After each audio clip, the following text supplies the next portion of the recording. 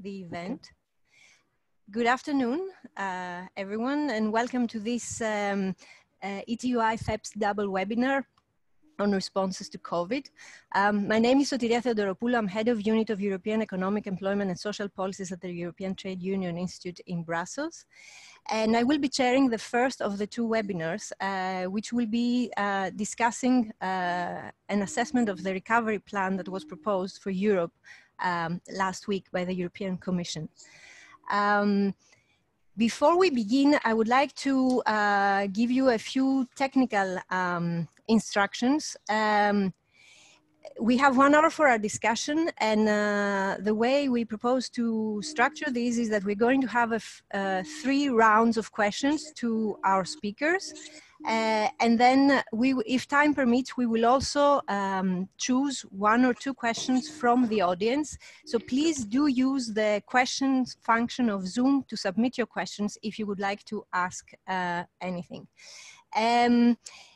The other thing that I would like you to know is that if you would like to tweet about the webinar, we suggest that you use the hashtag #NextGenerationEU as one word.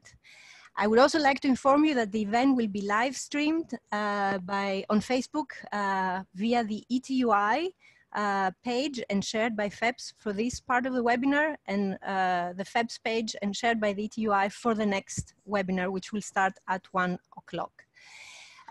So as I mentioned, today we're going to, in this first webinar, we're going to have a first assessment of the recovery plan for Europe that was suggested last week.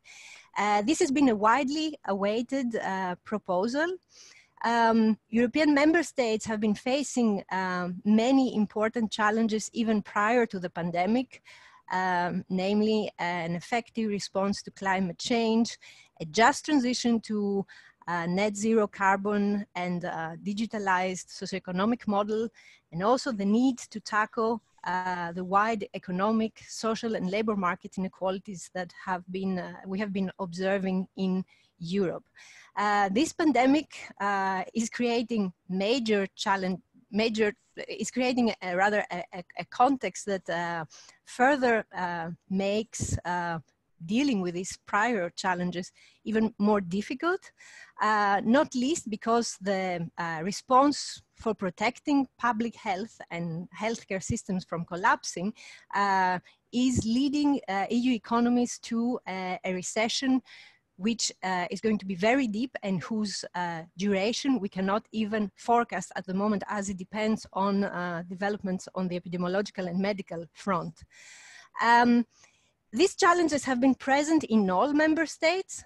However, it is fair to say that they have not been present to the same extent, and the capacity of governments to respond to these challenges has not been the same across member states. In that sense, the current situation has also been presenting an opportunity to Europe to present a response that would show more solidarity across member states. And last week's proposal for the recovery plan was meant to be a step in that direction. So today we're going to take a first stab into assessing whether this proposal is indeed a step in that direction.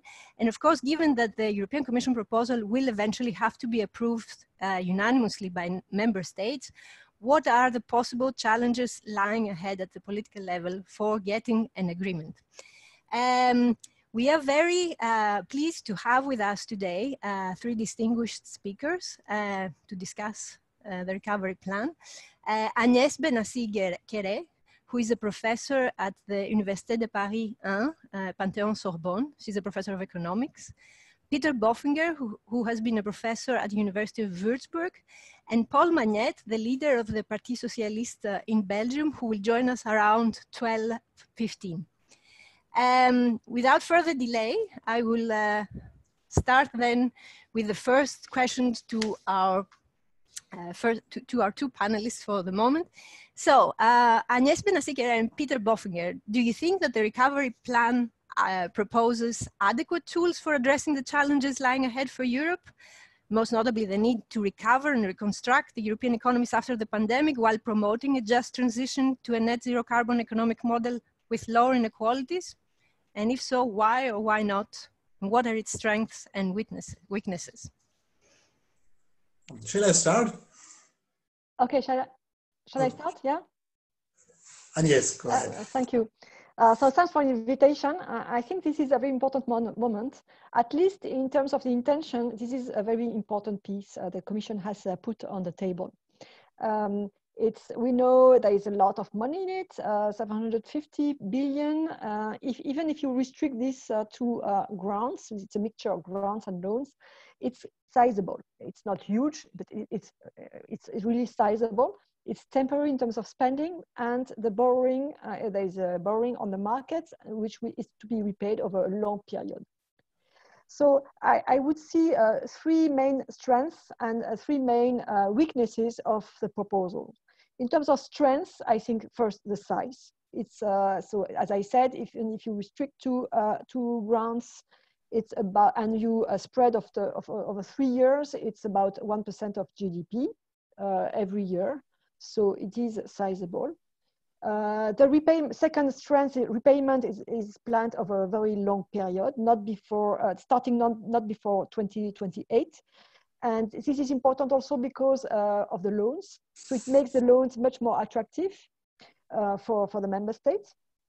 And the third strength, in my view, is the intention to rely on own resources, although it's going to be a big battle, and especially on carbon-related own resources, which would align the incentives of the governments with the transition, the green transition, because if they want more resources to repay the loans, then they need to be to have a higher price, carbon price. So this is very good. On the side of the weaknesses, and then I will let it to Peter to give his views. I see also three weaknesses. The first one is that we again have the juste retour problem. The Commission has published a table where you can see the contribution of each country and what it would reap from the new programs. So there's going to be a battle on this juste retour issue, and so the funds are pre-allocated per country, which is a bit awkward in my view, especially when you have a common objective, which is the green transition. The second weakness is that there is not much before 2021. There's 11 point something billion out of the present MFF. But most of the spending is delayed, and in terms, so there's a big question about the implementation. So the intention is to be counter-cyclical, but in fact, it's not so sure that it will arrive at the right time to be counter-cyclical. And if it's allocation spending, then why should it be temporary? So this is a big question, a kind of contradiction. And the third weakness, in my view, is, well, it's good to rely on a European semester rather than on conditionality. European semester is something that everybody needs to agree with. However, the European semester so far has been quite weak. So you put a big budget relying on something that is weak, especially the macro imbalances procedure, which is, in my view, not well designed, and there will be an issue about reconvergence of the economies in the recovery phase of the crisis. Thank you very much, Agnes Benassi-Guerre, also for sticking to the time. Peter Bofinger, over to you. Yeah, thank you very much for inviting me. I have very little to add what Agnes said.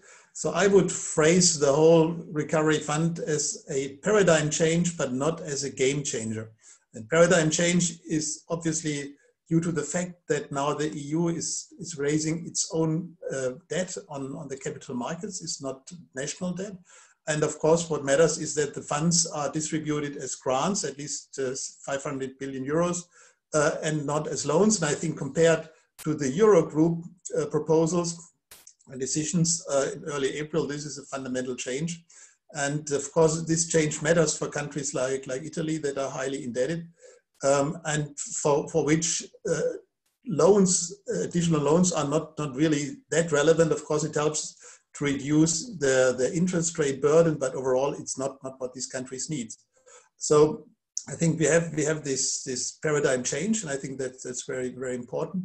But I don't think it's a game changer. And what do I mean with this? So if you look at the problems that especially the countries in Southern Europe are facing right now, is of course that due to the economic crisis, their debt levels will go up, and they will go up considerably, and they will raise levels of 160% and more in the case of Italy. And I think this is, in my view, the most fundamental problem these countries are facing.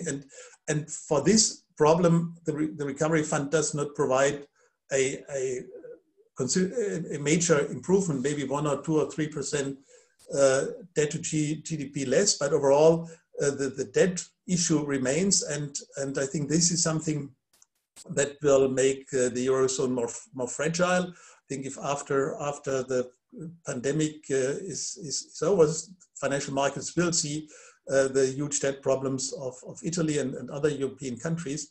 And I think what really is needed is, of course, a kind of really a strong and effective fiscal capacity for the euro area. And I think that's what is really needed to overcome the crisis in an effective way. And I think this is still lacking. And you can see it if you look at the data, how much the countries are really using to stabilize their economies. There are calculations by the IMF, and they show the United States has an impact of about more than 10% of GDP of the measures that are relevant for the budget, while in the euro area you have about 3%. I think Italy is 1%. So you can see right now that the countries in Southern Europe are not able to react to the crisis in an adequate way because they see the problem of debt. And I think this is, in my view, the most threatening challenge that we are facing. And for this, this recovery fund is not really the solution. So, yeah, it's important that we have it. It's an important step,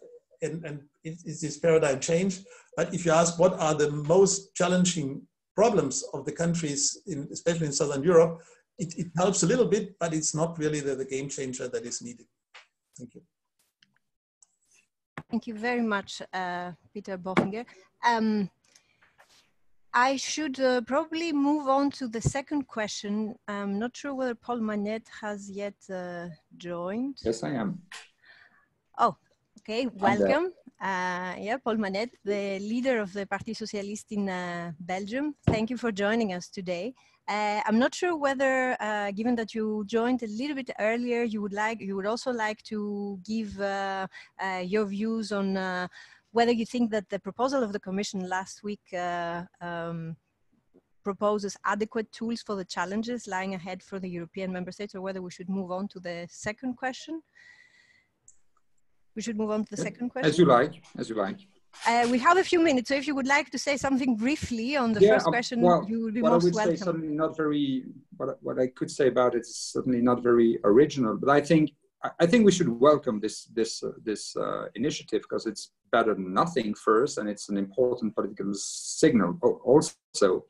So yes, of course, it will not be enough, but if the European Commission puts on the table a proposal to go to the market and make as much money as possible available for the member states, which need it not just as loans, but also as direct subsidies on the one hand, and that they argue on the other hand that the only midterm solution is to enhance and to strengthen the EU's own resources via subjects that have been discussed the last 10, sometimes the last 20 years, like the carbon tax at the borders, like the GAFA tax, like the tax on transnational financial transactions, the tax on and the work which is being done in the EU, but also in the OECD, on the harmonization of the taxes on the companies' benefits. Well, this is for the first time. I mean, we've been waiting for this for 4 years. So for the first time, this is not just a point that we as Social Democrats put in the discussion, but it is becoming the official position of the European Commission.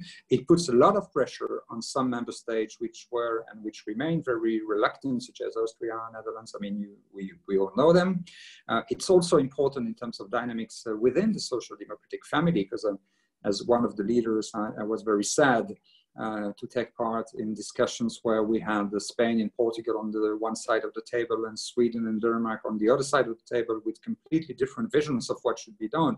So I think it's a very important first step that should be supported. We only hope that this will slowly convince everybody that that this should not just be a one shot, or just be an operation which is made in very specific and very exceptional circumstances, but the fact that the EU makes more money available beside its multi-annual financial frameworks for the member states, and to support investments, and to support the financing of a much more ambitious and rapid and fast Green Deal, is something which is a good signal. But we should keep saying that this is not enough. I agree with Peter Boffinger. Sorry, Peter, I only heard the end of your intervention, so I cannot be sure that I agree with everything you said, but at least with the conclusion. But I would say that we should not be, we should be on the side of those who support it, while saying that this is the first step, and we keep fighting for the rest of our proposals. Thank you. So second question to all three of you. Which are, in your opinion, the trade-offs along which negotiations of the final shape of the program will take place? And yeah.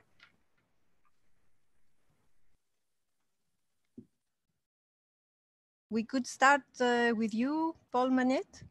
I'm not sure I've understood the question. Trade-offs? The trade-offs along which the negotiations over the proposal of the Commission are going to take place. What do you think the different axes of issues we will have to have an agreement, we will have to negotiate over to get an agreement, unanimity across member states will be? Well, I would say that to a wide extent, the proposal of the European Commission is already a trade-off in itself. I mean, it's already a compromise between the visions of the much more ambitious member states, such as Spain and Portugal, of the very ambitious political families, such as ours, and the one who are much less enthusiastic, like those famous frugal countries, and well, Denmark, Sweden, Austria, the Netherlands. So it's already a trade-off when you say it's a mix of loans and subsidies, when you say it's not a, I mean, it would have to be refinanced and reimbursed at some point. It will not be a structural policy, but a one-shot related to Corona. It's already a trade-off, and we should not say, well, on basis of the compromise of the European Commission, we should accept more compromise in direction of those countries which are very reluctant. On the contrary, we should keep fighting for more than this. We should say, well, this is okay, but this is not enough, and not being prepared to make trade-offs that would be even weaker than these proposals. This is in terms of political positioning in general.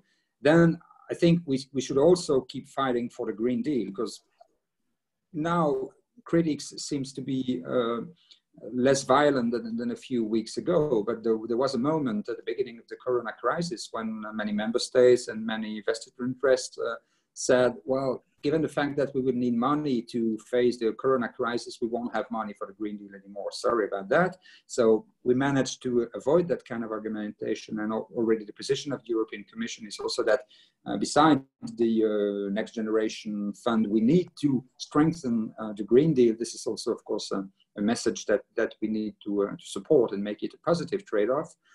We should also keep saying that the MFF is much too limited in scope and in available funds for the next years, and we should keep fighting for a more ambitious MFF than the one which is put on the table by Charles Michel. So let's stress, I think, certainly the Green Deal is the center of the thing, because the Green Deal can be the good articulation between the short-term support that we need, which is absolutely crucial for a number of member states and sectors in our economies and societies, and the long-term objectives, which needs to be much more ambitious. The Green Deal is somewhere in between those two kinds of initiatives. But if we manage to make it the new flagship of the EU, and also the basis of the relationship with the other regions of the world, when we speak of trade, for example, and when we speak of border carbon tax, this would make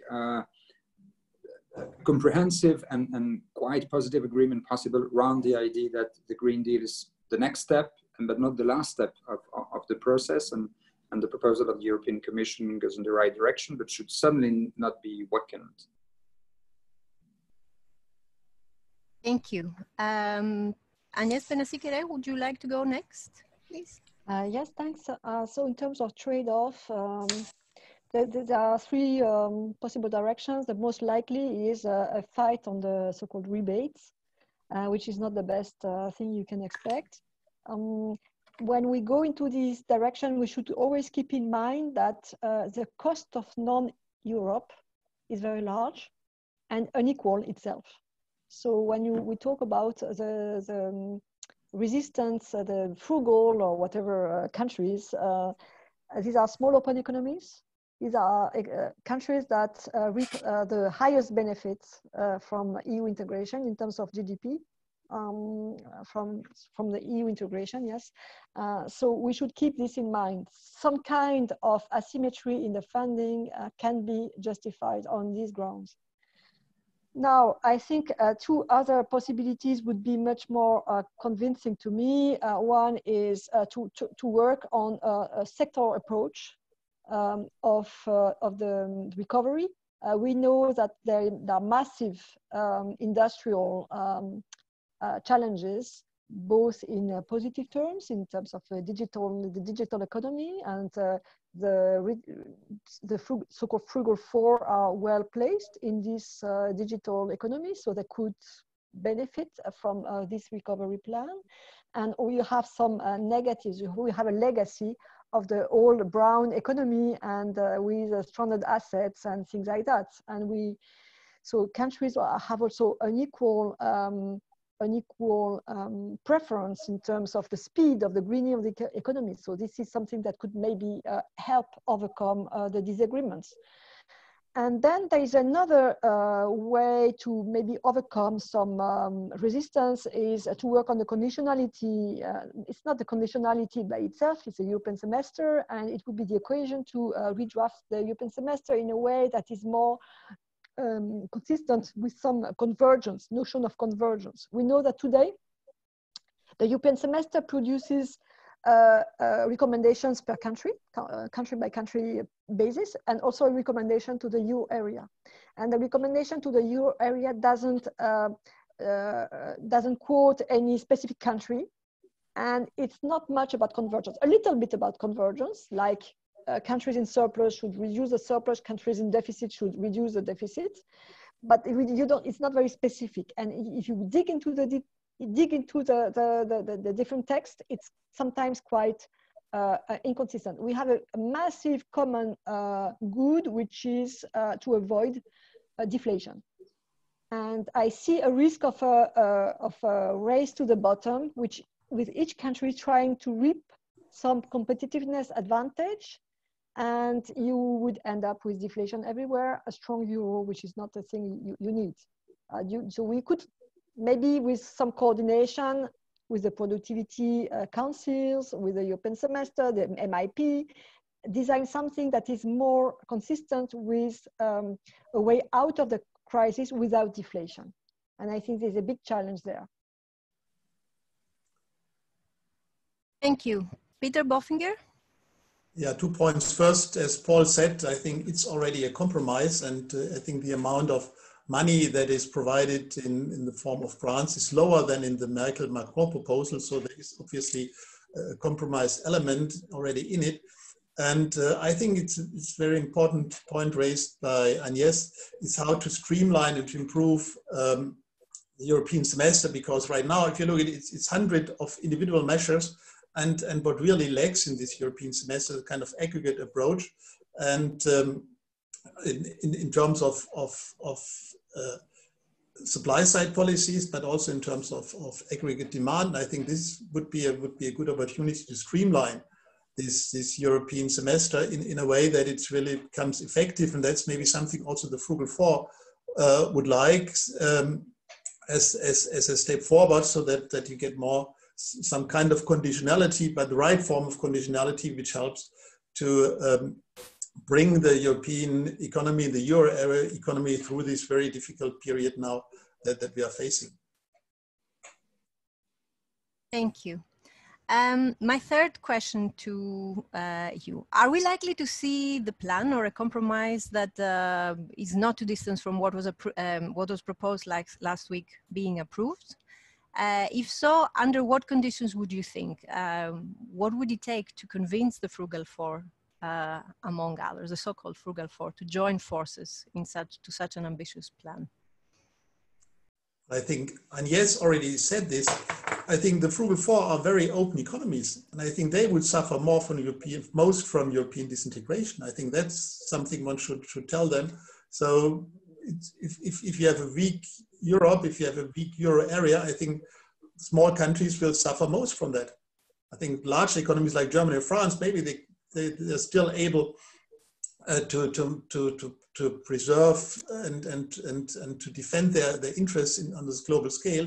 But the small Frugal Four, I think it's very naive from them to believe that they can survive with a weak Europe and a weak Euro area.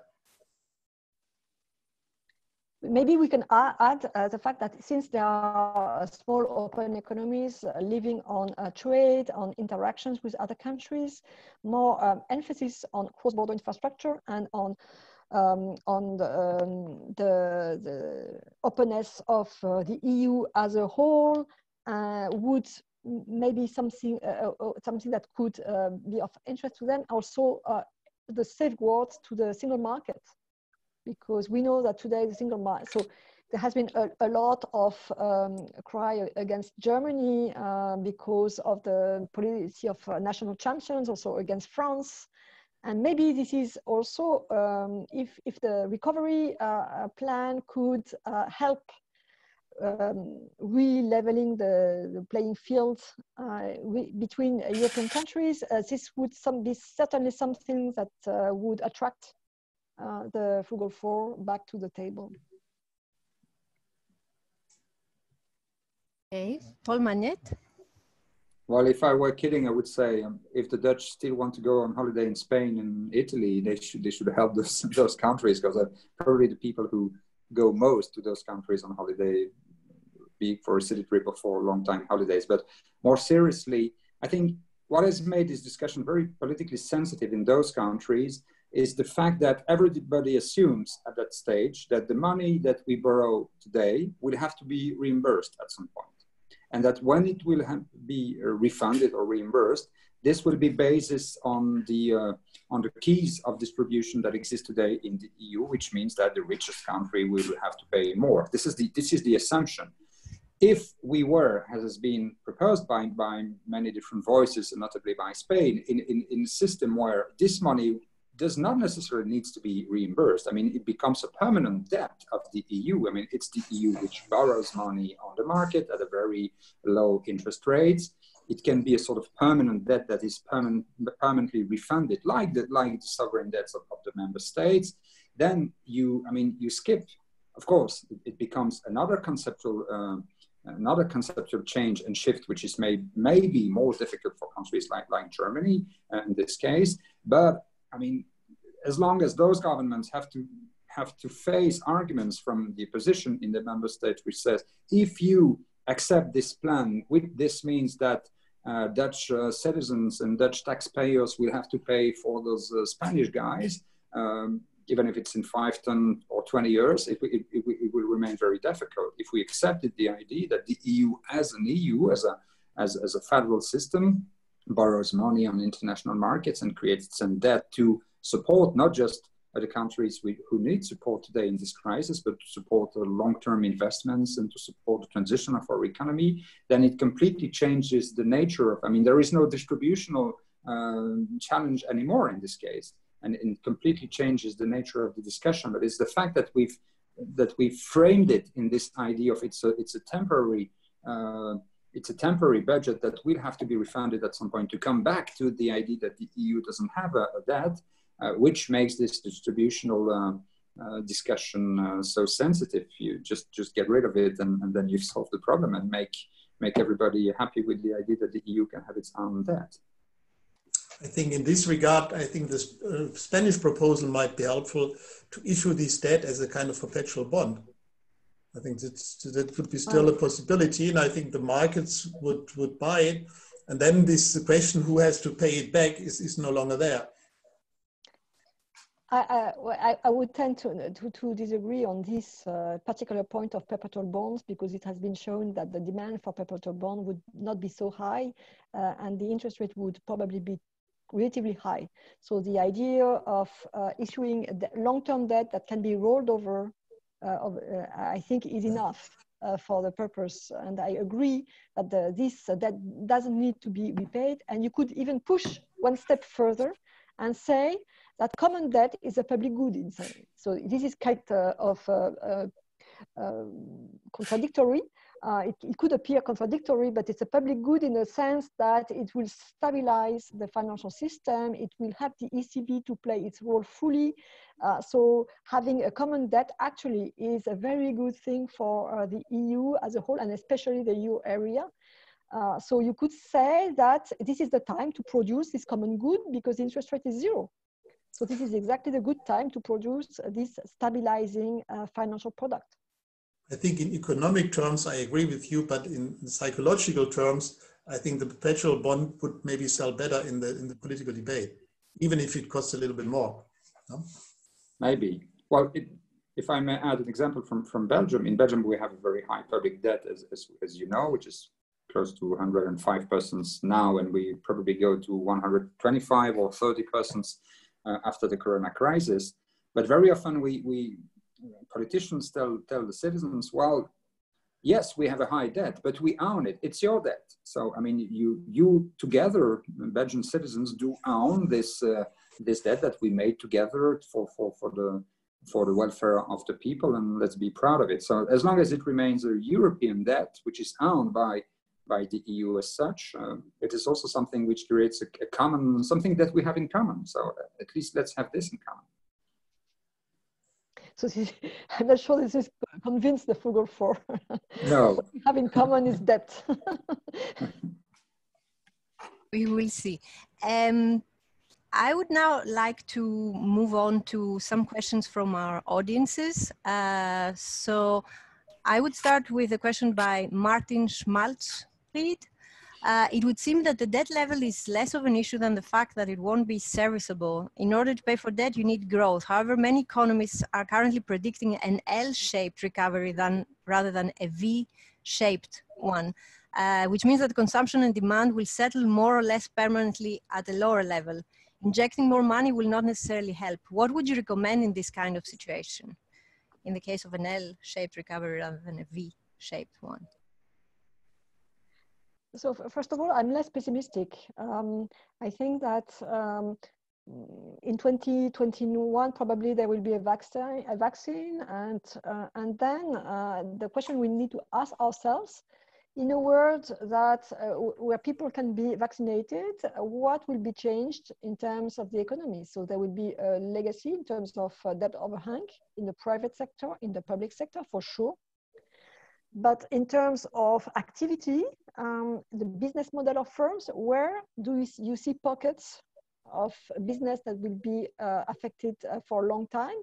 Probably the airlines, probably so the aircraft, the industry, but the rest is mostly driven by the green transition, actually. So I think next year we will think about the future in terms of the transition, no longer in terms of the crisis itself, except for the legacy. So I'm going to now to answer to your question. What if growth is low, and actually before the COVID crisis it was already too low, and inflation was also too low. Hence my previous point about convergence, which is I think very important. Then we have to look at history. How did the different countries got rid of their debt? So if growth is very low, nominal growth is very low, then interest rates are going to stay very low also. Then the question will be, how can you design? So we know that in the 50s there was a financial repression where the interest rate was lower than nominal growth. How can you how can you get this kind of result in an open financial system today where people can go to other countries to get higher return? So this will be a big question, and there will be a question of course about taxation. after the crisis, which also will require some coordination. If the economy doesn't recover, then there is no need for the central bank to offload its balance sheet, to reduce the size of its balance sheet. So in a sense, we are safe because there's only one instance where we would be really in trouble, which would be stagflation. So low growth, high inflation. So in that case, the ECB would like to reduce its balance sheet while there will be no growth, hence the debt to GDP ratio would be on the upside. Will go up and probably be non-sustainable. So then the question remains, which is a weakness of the euro area, which is that we don't know how to carry out a debt restructuring within the euro area, given the fact that the banks have a lot of these debts in their balance sheets. Yeah, maybe 2 points. First of all, I think there's always the possibility to stimulate growth by more investment. And as Anja said, I think a lot of investment that is needed after the Corona crisis is investment related to green deals, to the energy transformation. And I think in the housing sector, you can have huge potential for energy efficient investments. I think all over Europe, and so you can employ many hundreds and thousands of people in making the whole housing stock more energy efficient. I think that would be a very important tool to stimulate demand in the post-Corona area. As far as the debt levels are concerned, I think what we need to do is to discuss and to reconsider the whole fiscal framework for the euro area, especially the 60% reference value for debt. I think compared to the 60% reference value, of course, the debt of almost all euro area member states will look very high and maybe look too high. But we also have to be aware that the 60% reference value is a completely arbitrary value. And if you look around to the rest of the world, to the UK, to the United States, to Japan or to China, debt levels are much higher. And I think so we have to rediscuss this and to ask what are sensible target values, sensible anchors for debt to GDP ratios that are really relevant and not just this completely arbitrary 60% reference value. I think we need this discussion because otherwise the debt levels look too high. One night they can always lead to a crisis of confidence on the capital markets. I think this is something that it really needs to be done to reconsider the whole fiscal policy framework for the euro area. Manette, would you like to add something to? Well, I would say that after the very sophisticated answers of Agnes and Peter, I have nothing to add. Okay. Maybe I would like to add something on the Stability and Growth Pact, if I may. Yes, sure. I agree with Peter that you cannot obviously keep the 60% debt to GDP ratio as a reference. And it's not operational. We will be so far away from it. It doesn't make sense. I think even stabilizing the debt will be a challenge already. And maybe during a transition of a couple of years, the focus should be rather on liquidity, hence on the gross financial needs, which is the sum of the deficit and of the maturing debts, so the needs in terms of rollover of the debts, in order to keep it on track, like the IMF has done for a long time. I think this will be already quite challenging. And then there were ideas before the COVID crisis, there were ideas about moving to a spending rule, which is more resilient and more friendly both to a progressive reduction of the debt to GDP ratio over a very long time, and counter-cyclical policies, both in the upside and in the downside. And maybe these ideas should come back, but only after the spending has stabilized in a way, because today we have no idea where the spending is going. Every day there is a new spending, a new announcement of spending. So we need to stabilize somewhat and then come back to maybe thinking about the spending to GDP and long-term standard for spending to GDP. Thank you. We have a few questions regarding changes in the European semester. I will present them all three to you. One comes from Jonathan Zeitlin. You have spoken about strengthening the European semester. What would such a strengthening look like? Might it look like in practical terms, beyond perhaps reinforcing the recommendation to specific member states within the Euro area recommendation? Should, for example, the Commission's assessment of the country-specific recommendation implementation be a criterion for access by member states to grant funds? And if that were to happen, wouldn't there be a danger of reintroducing conditionality by the back door? That's one of the questions we have received on the semester.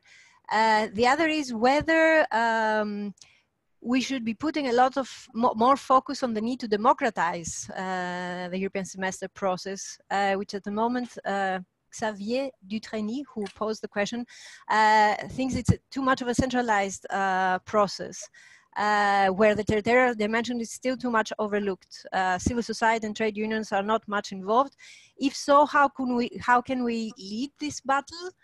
And one final question from an anonymous attendee regarding the European semester as well. Whether the progressive should be more courageous in demanding a non-macroeconomic conditionality for the use of the plan. The Green Deal, fighting inequalities, inclusion, strategic participation of workers in industry, public services, universality, and quality. Okay. Who would like to go first? So there could be a whole webinar on this. These are very, very good questions. I think that the idea of having a carrot related to the European semester is a good idea, because the European semester concerns all countries. So all countries receive country-specific recommendations. It's not just the deficit countries, the usual suspects, it's everybody. And the track record in terms of implementing the reform is not better in northern countries than in southern countries. So there's a symmetry in using the European semester. So this is a good point. What is less good is the fact that the European semester mixes up structural things like reshuffling the education system in a country and short-term things like tax policy or minimum wage or things like that. And we should distinguish the two. There is an objective in terms of long-term, and then you need to have a window where the reforms are implemented step by step. And then there is a short to medium-term issue, which is the instruments that you can activate at the margin, like the minimum wage, like the tax rates. And here, there is, as I said, there needs to be a view in terms of convergence, not just a country by country. So it's very much country by country. And on the top of that, it disregards a very important element of the short-term and the medium-term imbalances, which is the macroprudential instruments, which are activated by independent institutions with the ECB overseeing the whole process. So I think with the same tools, we can do much better. So this would be my view on the European semester. And then I think another element will have to be, and this moves me to democracy and equality and inequalities. There needs to be a discussion on tax coordination across the member states for different reasons. One is to plug the holes that still remain in the tax basis. And the second one is for mobile bases. We know that it's very difficult to tax the rich. And today, if you look at tax schedules, for instance, in Eastern European countries, you have Eastern European countries with flat taxes. And if you look at after tax, the disposable income per capita in the different deciles of the population, you see that rich people in some Eastern European countries are much richer than say the third decile of the Italians. So there is no, so I think at some point politically it's going to be difficult to continue to channel transfers from west to east without the east also asking the domestic rich to contribute more. You see what I mean? So this discussion has never come in the EU. It's a kind of taboo. When we talk about tax coordination, we talk about the corporate income tax, the VAT. These are very important issues. And I think there is more than 1% of GDP to reap for better coordination on this, which is sizable, really sizable. But on the top of that, the inequality thing, I think, so if you see that, and if we look at the recovery plan, the key of the spending is not related to those countries that have been hit mostly by the crisis.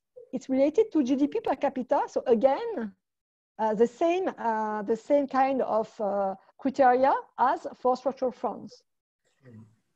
So I think we will not escape a discussion on the tax schedules for personal income taxes and also the evaporation, the fact that we no longer have any wealth tax, except with a few exceptions in the EU.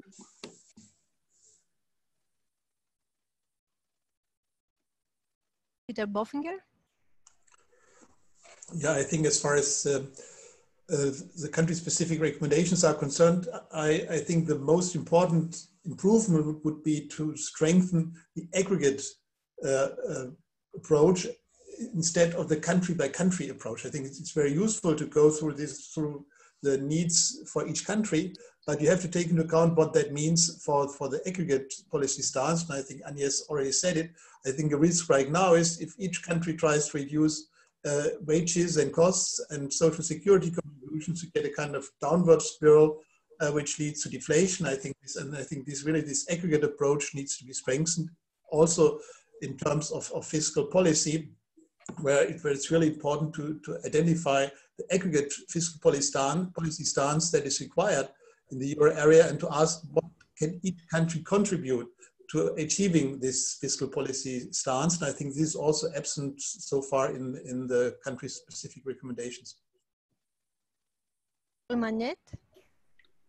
Oh yeah, I think strengthening the semester is important, but broadening the scope of the semester is also very, very important. And my reference remains here, the report on sustainable equality that was elaborated by a set of politicians and academics and published in 2018 under the supervision of Luca Cazzelli and Paul Rasmussen. It's a very, very good report. For those of you who haven't read it yet, I really recommend it, because we worked very hard on the semester as it works today, on this asymmetry on the one hand of all these economic issues which are dealt with in the framework of the semester, while the social issues remain the object of a very vague and soft coordination under the Lisbon process or open method of coordination. So the idea was really to have a semester which is focused, which does have indicators which must be strong enough and targets which must be as strong in terms of fighting inequality, reducing poverty, access to housing, that kind of things, and not just the broad economic policy targets.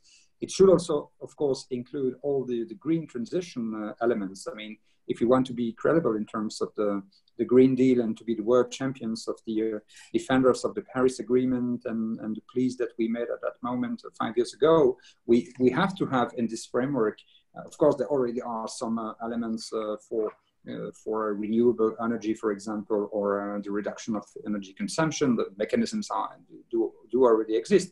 But if we have a broader agenda, where we would look at the economic, ecological and social dimension of this coordination of the national policies in a process which needs to be, which will be quite heavy process, but which makes sure that when the member states coordinate the policy, it's not just economic and we keep doing lots of competition on other issues, but we have a broad scope and a broad agenda and a strong process of coordination. And the proposal, which is in the Katzelli Rasmussen report, is a very sophisticated one with the timeline, the process of, we thought of all the details, and it would be great if we could come back in the political discussion again.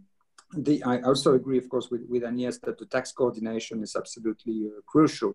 I mean, you cannot start building real solidarity and coordination of social and economic policy as long as we have such mechanisms of fiscal competition and even fiscal dumping within the EU, which destroys any kind of also of confidence between the member states and willingness to work together. When you see that the big companies which make huge profits in your country then don't pay anything because they pretend to pay it in other member states where there is virtually no tax. I mean, it creates lots of tensions between those member states, and that's obvious and natural. And I also think that it was a question raised by one of the participants that you mentioned. The issue of democratization is very, very important there. And I would not reduce democratization to the role of the EP. With all the respect that I have for the EP, I think we need a true three-bands process. On the one hand, of course, the EP has to play its role as the only directly elected parliament at the scope of the EU as such. But I was very skeptical initially, but I now defend the idea of Thomas Piketty and others of having a mixed assembly precisely for the supervision of the semester. The problem is very often, and I see that as a national politician, that national MPs do not really know what's going on at the EU when we have this coordination of European policies. And then when it comes back in the national arena, they can use either say, well, we were not aware of this, or use the EU as a scapegoat, and it doesn't help. So having a place where maybe only twice a year for 2 days, national MPs and MEPs, a delegation of MEPs, meet and discuss the broad orientations of the of European semester, I think would be something which would be much more transparent than the reports of the Council and the European Council, and create some public discussion and also some appropriation by the member states, by the national politicians of those very crucial European issues. And the third band, of course, is the social dialogue. I mean, it was so obvious at the time of Jacques Delors. We could not think of anything in the EU, the Charter of Social Rights, the European Social Conventions, and that kind of things needed to be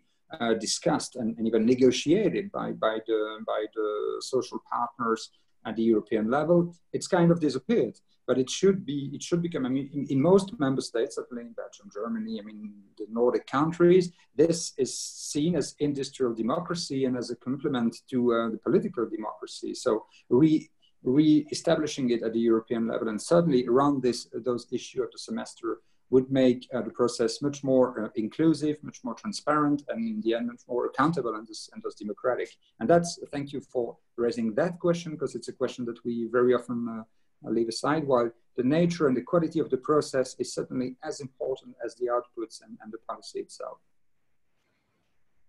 Thank you. I will take this opportunity to ask you one last question, but on the condition that each of you takes at most 1 minute to answer, because we are approaching the end of our session. It's a question by Linda Zailina.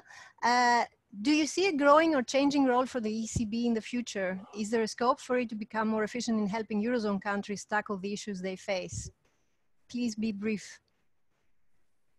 Maybe I can start. I think the ECB is definitively playing an important role, maybe a role that is really dominant in the European Euro area macroeconomics. And I would see a stronger role of the national fiscal policies joining together in some kind of form of joint debt and joint guarantees for the debt, so that the role of the ECB can be reduced. I think so far the ECB had to do all the dirty things the national governments didn't want to do, and I think it should be reversed, that the governments take a much stronger role in mutually supporting themselves, so that the role of the ECB would be easier. Agnès Benassi-Kéré? Thank you. So I agree that stronger fiscal policies will make life easier for the ECB, will alleviate the burden on the ECB. So what we are going to face in the future is kind of a trade-off between between different forms of liabilities. So people think you can bury the debts forever in the balance sheet of the ECB, which is true if there is no inflation any longer and no risk on the credibility of monetary policy. So we are going, if we forget for a minute the institutional framework where the ECB is of course independent, you can think of this as a trade-off between debt unsustainability, fiscal unsustainability, and monetary unsustainability or non-credibility. So you move from one to the other, and so far so good. There is no inflationary risk. So we are all happy to move with less debt on the market, more central bank liquidity. But at some point, we need to get ready to go the other way around. So we will be left, in my view, with this trade-off between relying very much on the ECB with the risk. No one can forecast the inflation rate in 20 years. So there may be a risk at some point, especially if the equity becomes negative and with a growing negative number.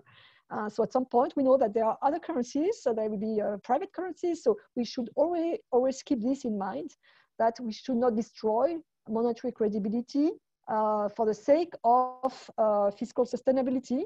And maybe at some point, some debt restructuring will be needed. Thank you. Thank you. Paul Magnet? Well, very short. First, I agree with Agnès and Peter. I think, yes, if there were more political integration and more political coordination, we would need the ECB less. And in this sense, the decision of the German Constitutional Court of Karlsruhe can be read and interpreted as a reminder. I mean, we cannot ask the ECB to do everything, to go beyond what the treaty requires of the ECB. If at some point, I mean, politics have to come back again, and we need to go back to political integration, which also implies, I think, and I come back to that, more accountability. I mean, I know, of course, there is a parliamentary control of the ECB's work in the Economic and Monetary Committee of the EP, but nobody knows about it. So I think we would need more visibility. When the president of the Fed goes to the Congress in the US, it's a big event, and everybody, I mean, and it's a big public debate, and it creates a wide public conversation about the US monetary policy. It's quite rare that we have the same kind of debates about the policy choice of the ECB, and I think it would be great if the EP put more, not pressure, but exercise its control fully and created an accountable public arena around the EU's monetary policy. Thank you very much to our speakers. It's time to round up this first webinar of the two that ETUI and FEPS are hosting today. I would like to again to thank all three speakers and all attendants. And I would finish with two more technical remarks. I would just like to ask the speakers to smile for the digital photo for this webinar. Smile.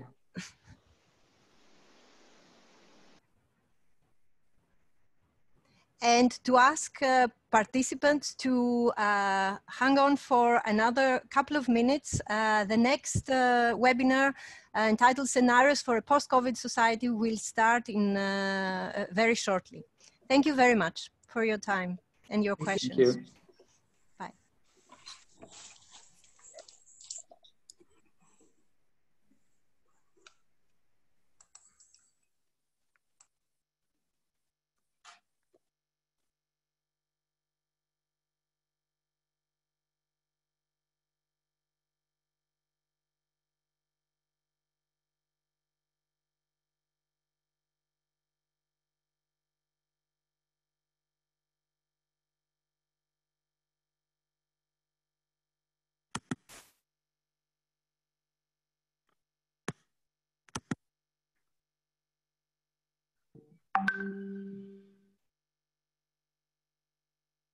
Good afternoon. Can we hear each other?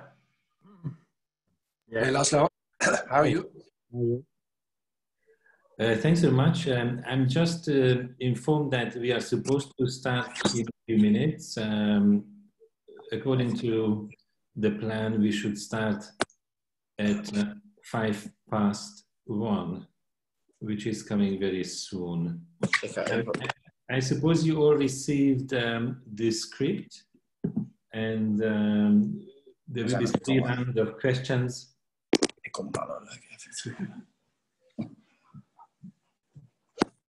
Yeah, I've seen the script. We're trying to get the right camera angle. Yes. Ludwig, are you using an iPad? Yes, I am. Okay.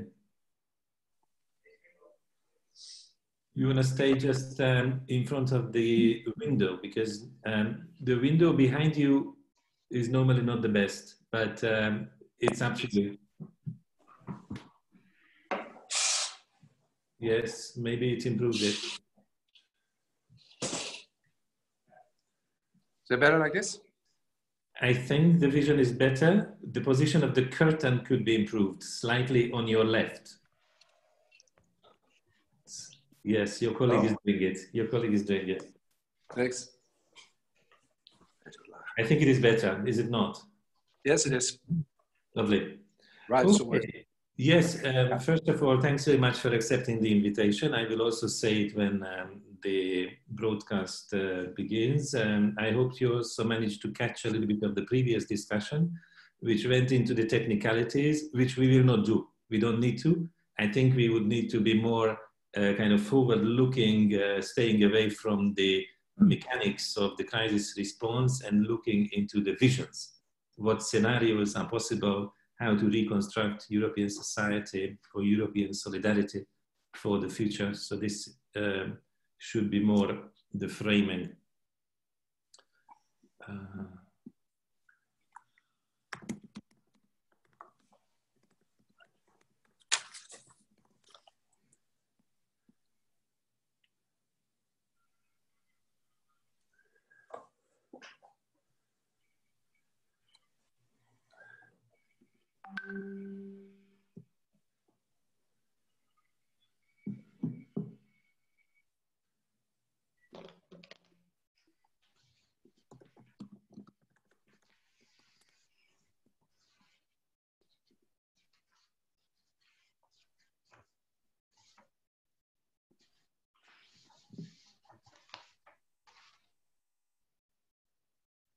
Okay, my colleagues are suggesting that we are now online, and we can start the second part of this webinar, which is co-organized by ETUI, the Research Institute of the Trade Unions in Brussels, and FEPS, the Foundation for European Progressive Studies, of which I'm the Secretary General. My name is Laszlo Ander, and I would like to welcome my 3 panelists, starting with Shada Islam, who is a director at Friends of Europe, Philippe Pochet, who is the head of the ETUI, the co-organizer of this event, and Lodewijk Asscher, who is the leader of the Dutch Labour Party, former minister. And in introduction, I would like to highlight that all 3 panelists have written something very important and very interesting recently, which we recommended to everybody who joins this meeting. Lodewijk Asscher published an essay which in English is titled Rebuilding After the Corona Crisis. Of course, originally it was published in Dutch, but FEPS published then it in English. Philippe Pochet published 4 scenarios for Europe's future after the crisis on the Social Europe website. And Shada Islam published actually 3 scenarios for a COVID-19 world with the subtitle, We Can Still Make the Right Choices. And that was published on the Friends of Europe website. So we have a lot of food for thought. And for the introduction, to be honest, I have nothing else but asking the panelists to stay still a little bit for the family photo. We start with the photo in this case, perhaps a decent smile would be okay. 1, 2, 3. And hopefully my colleagues managed to catch the spirit of the moment with this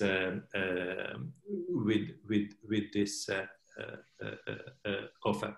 Now, as compared to the first part of this meeting, we would like to distance ourselves from the mechanics of the crisis response. The previous panel, distinguished economists, together with Paul Magnette, discussed the European Commission's recovery strategy and the budgetary instruments that were put on the table just last week. We would need to look ahead and discuss, as we said, scenarios, but various aspects of the possible scenarios, starting with what I would call the behavioral aspects, the everyday life, because this is what most people experience first of all, how our everyday life, from grocery shopping to schooling, has changed in the recent 2 or 3 months. And we can probably assume that just like in previous major crises, there are some elements with this new everyday life which will stay with us, and there might be other elements which can go away, or we can get rid of them. Maybe this would be the first round of the question. How the panelists understand these behavioral changes, what is likely to stick, or where can we bounce back to our original lifestyle? Lodewijk, would you like to start? Well, I think the everyday lifestyle will be changed in a way that some sort of social distancing will remain because it's not so bad after all, and everybody is quite afraid of these pandemics from now on. I think we've learned our lesson. I think for most people, the biggest way their life is affected if they did not get COVID is that part of our economy has come to a full and complete stop.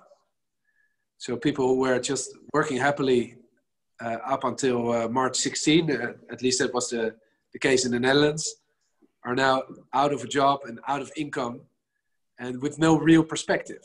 So their big question is, will things return to normal anytime soon? Okay, Philippe Pochet, what is your opinion about the same? Yeah, I think it's a very important question, and I would like to have 3 dimensions. The first is about the space, organization of space and geography. The second is around time, and the last around value and identity. And the first is the most obvious, is the space. You go in the street and you see directly that something has changed. The space between the people in the kind of individual space, when you feel that someone is entering in your space, is completely different now that it was 2 or 3 months ago. And that's at the individual level, but the same at the more collective level, at the working place. I think it's the end of the open space, for example, as a concept for working together, but also all the discussion about the telework and how we will organize our life differently from home that previously. And when you go a step further, you have the city, and you see the city are changing. That's Amsterdam, that's Brussels, Paris. We will have cities that have to reinvent or we will circulate in the city. And it's not only that you will have perhaps more bike, but also the collective transport will be different. So the city will be different. Another level is the borders, when we consider that the other are. And I think that crisis is really interesting because we consider the other European and we fragmented the space in Europe. But it's not only in Europe, because in Europe it's obvious, but it's also in Australia when you had the Queensland deciding that there is a border with the South Wales in all federal states. It's the same in India. So this question, where is the other, will I think also affect. And finally, the question of globalization and deglobalization. So I think for the future, from the kind of personal experience, what will be interesting is to see with geographer, perhaps, how the world will rearrange from me to the global and the global region. The second is the time and timing, because, and there I have my doubt, because I don't know in which direction it will go. So in a way, we were over-connected, trying to spend all the day with all the Zoom teams and other devices. In the same time, we had this kind of paradoxal injunction that we should do yoga and think about ourselves and regain our autonomy and have the freedom to decide what to do when we were in our apartment. And I think that will have a huge impact. We will accelerate the timing that we had, or we will decelerate and we will have slowdown. And that's, I think, important question. And for that, I have no idea in which direction. And finally, and I stop with that, is value and identity. And that's important because our value identity was very often about what we consume and what we can buy and what we can show to the others. Okay, look, I'm different because I have a bigger car, bigger house, more clothes, etc. And so with this crisis, is the value to consume and to continue to consume and more will continue, or we will have people thinking about what is important and not important to have. And once again, it's not very clear. It could go in different directions, but it seems that when we had some experience from the stopping the lockdown, the people are not returning to this kind of crazy consumption. Perhaps it will be in 6 months, but for the moment, it's not the case. And that has important economic impact and has important impact about the value, or you consider yourself and what is important for you. So I would say a lot of change on space geography, question mark about time, and also about the value for the future that will be dominant. Thank you very much. Shadaisna, where would you like to start? From values, where Philippe ended, or from elsewhere? Yeah, no, I'd like to start, actually start where Philippe finished. I wish I had had more time to do yoga. Unfortunately, I spent a lot of time on online Zoom meetings and, you know, creating new initiatives for Friends of Europe. So a lot of time was spent really working, as I didn't get the time, but I did take long walks. And I have to say, the rediscovery of nature. I live near the Bois de la Combe, and it has been absolutely magnificent. So, Laszlo, this has been a big disruption. And I hope that it is also a big reset. And to take forward what Philippe and Ludwig have been saying, let me just say seven quick points. So, what has been, I think, very heartening and I think encouraging for humanity really is this focus on essential workers. We realize that it's the people who are the health workers, but those who are stashing our shelves, those who are driving our trams, the metros, etc., keeping our economy moving, keeping the machine well oiled, how important they are. And it's not the bankers and it's not people like me who are really essential in times of a health crisis like this. So I think this is a discovery of humanity and of what is really essential in our world today, and medical experts, of course. So, you know, you go out at 8 o'clock and you clap, you applaud, you sing, and you're really doing it for everyone who's been there risking their lives and often, you know, also falling sick. So I think it's been a very reassuring moment of solidarity and a recognition of who really, really matters in our world today. The second point is we've also discovered, and I hope I can elaborate a bit further on this, we've discovered the value of our migrant workers, of the refugees that have been often marginalized, often set to the sidelines and attacked by populists and the rest of it. But we've discovered how important they are, not just as health workers and drivers of trams, etc., but also picking fruit, harvesting, you know, so skilled and unskilled. And I hope that that recognition, that changed narrative about migration continues in this post-COVID period. Also, the importance of digital, and Philippe talked about it, teleworking, but also understanding that a lot of the world doesn't have that access. So we are privileged, our children are privileged, Our workers are privileged, I've been working from home, no problem. But that is not the case. Even inside Europe, many people don't have access to computers and iPads just the way many of us do. And of course, in many parts of the world, that is not the case. So when you have a lockdown in India or Pakistan or Iran or in Africa, children are actually not being educated. And you know, their informal economy, which is basically a lot women and you know, daily wage earners, they don't have that access to a basic income or to furlough that many of our governments, thanks to the fiscal space that we talked about earlier, have given us in Europe. I have to say the importance of cities, and Philippe talked about that as well. I think this has been very important, how our cities have been very agile, our mayors have been very agile in adapting and continuing to adapt to a post-COVID environment. And less consumption. I think you're right, Philippe. There isn't this revenge spending. I think we're going to do a lot of e-commerce.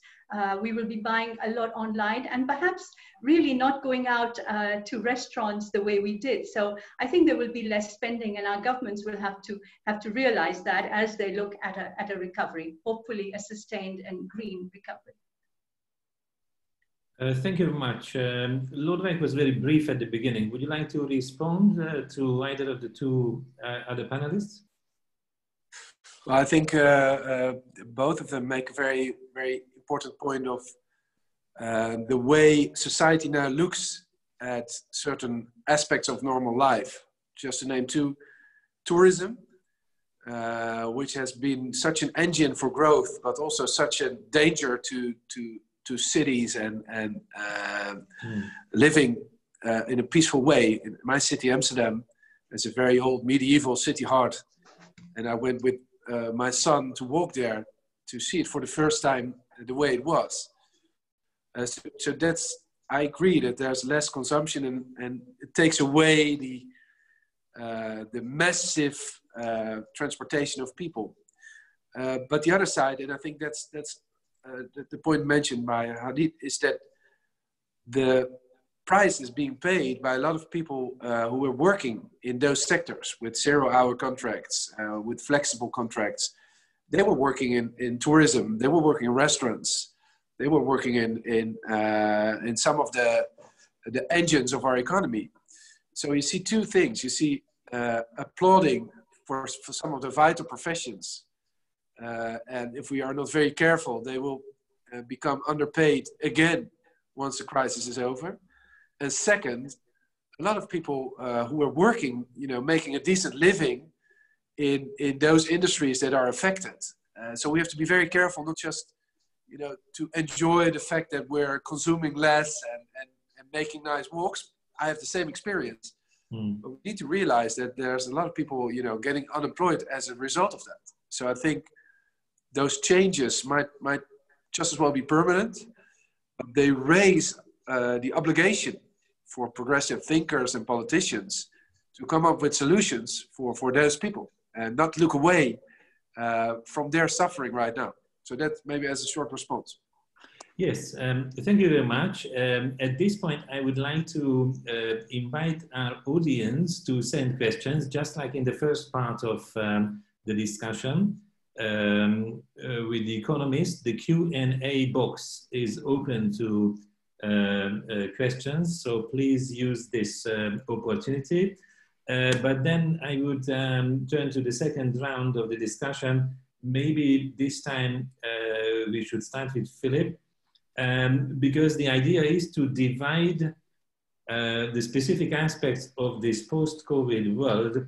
I would like to ask Philippe to discuss employment and labor conditions, how these have been affected and what should we expect. Shada Islam about migration, which you already mentioned, but maybe you could elaborate further about how foreign policy, geopolitics and migration would change, and then we come back to Lodewijk Asscher to discuss the impact on democracy and politics, if that's okay.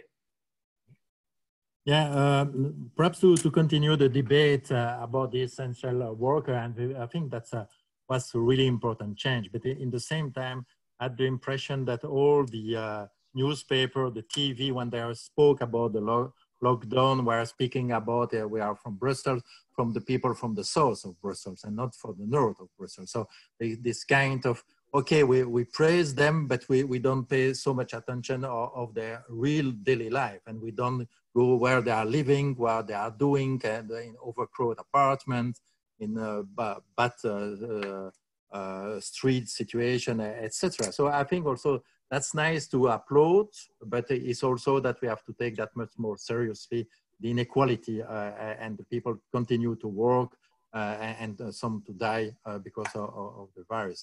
On the employment and labor condition, I would like to distinguish the two. For the employment is the first one that we don't know is what will be the level. And the classical answer from the Commission and the economists is, okay, we have a fall of GDP and next year perhaps 6% of growth, and we should return to more or less the same level of employment.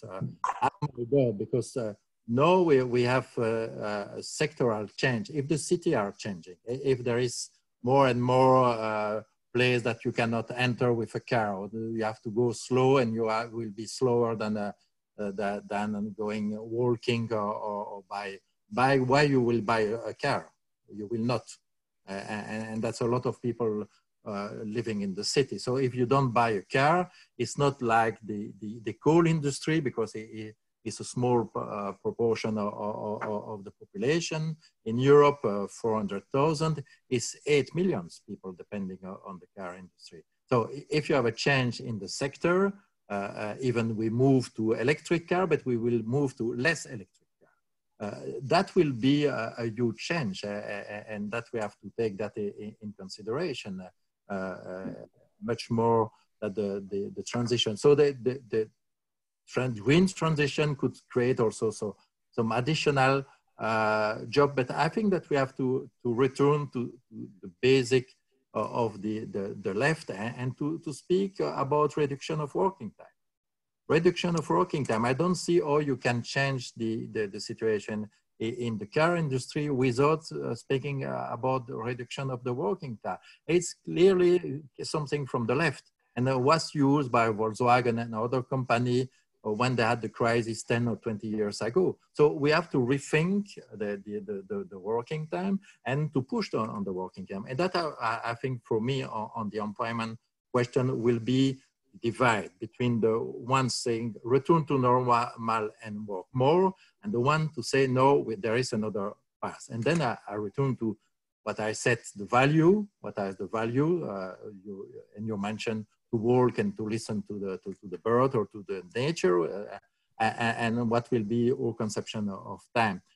The second point is about the labor condition and working condition. And there is really interesting because there is no discussion. If you see what is missing in the program of the Commission, there is nothing about health and safety at work, nothing.